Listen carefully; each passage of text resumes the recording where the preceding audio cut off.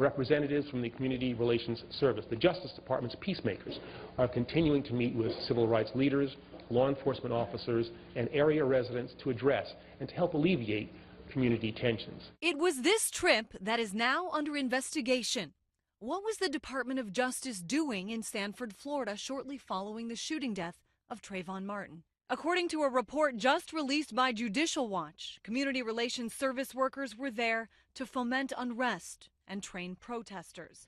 Judicial Watch President Tom Fitton believes those workers fanned the flames rather than putting them out. There was money being spent to promote and help along protests that were on one side of a very controversial public policy debate, whether to prosecute Mr. Zimmerman. It's information that has some taxpayer watchdogs crying foul. It is absolutely not money well spent. This should be done on the local and state level to keep the peace, because this is a local trial, this is a state trial, and federal taxpayers should not be paying for any of this trial right now. Protests like this one made Trayvon Martin's killing a national story.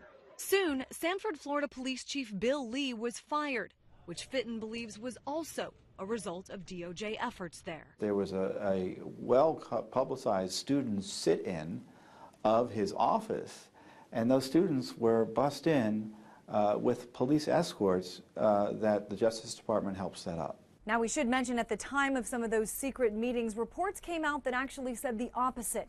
That said federal officials were actually helping to cool tensions and to teach those who wanted to protest how to instead peacefully manage crowds. The Justice Department said in a statement the Community Relations Service was in Sanford, Florida, fulfilling their mandated mission. This is outrageous. As attorneys worked to prove George Zimmerman was defending himself the day Trayvon Martin was killed, a new storyline is now emerging on the role of federal officials dubbed peacemakers.